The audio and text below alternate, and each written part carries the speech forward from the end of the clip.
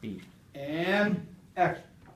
In the song Distant Light, a man asks his buddy for direction, to which his buddy responds, "Follow the distant light, and although you will never near it, you can travel on forever and you'll never be back here."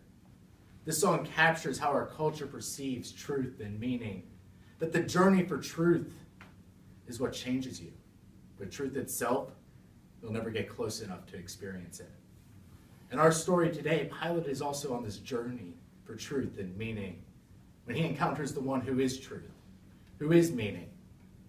And Pilate has a choice of how he will respond. And the question for us today is the same as the one to Pilate. How will we respond to the one who is truth, who is meaning?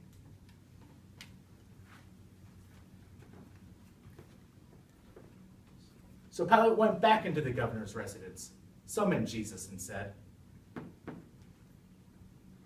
"Are you the king of the Jews?" Are you saying this of your own initiative, or have others told you about me? I'm not a Jew, am I? Your own people and your chief priests handed you over to me. What have you done? My kingdom is not from this world. If my kingdom were from this world, my servants would be fighting to keep me from being handed over to the Jewish authorities. But as it is, my kingdom is not from here. So you're a king. You say that I'm a king. For this reason I was born, and for this reason I came into this world, to testify to the truth. Everyone who belongs to the truth listens to my voice. What is truth? When Pilate said this, he went back outside to the Jewish leaders and announced, "I find no basis for accusation against him, but it is your custom that I release for you one prisoner at the Passover. So should I release for you the king of the Jews?" Then they shouted out, "Not this man, but Barabbas." Now Barabbas was a revolutionary. Then Pilate took Jesus, had him flogged severely. The soldiers braided a crown of thorns and put it on his head, and they clothed him in a purple robe. They came up to him again and again and said, "Hail, hail, King of the Jews!" And they struck him in the face repeatedly. And then Pilate went back outside to the Jewish leaders and announced, "Look, I find no basis for accusation, so I'm bringing the man out to you." Then Jesus came outside, wearing a crown of thorns and a purple robe. And Pilate said, "Look, here is your man."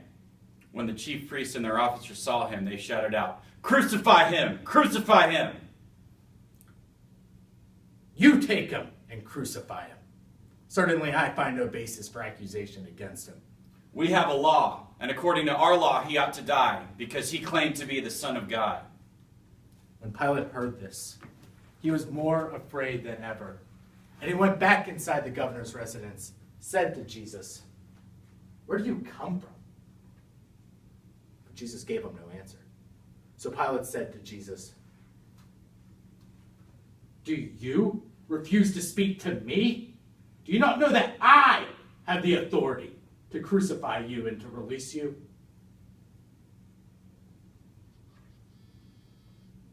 You would have no authority over me at all unless it was given to you from above.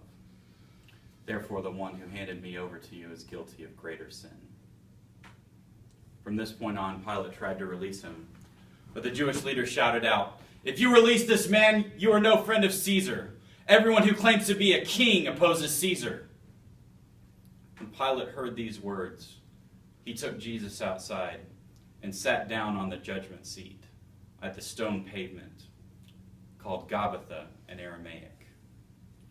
Now it was the day of preparation for the Passover, about noon. Pilate said to the Jewish leaders, "Look, here is your king." Then they shouted out, "Away with him! Away with him! Crucify him!"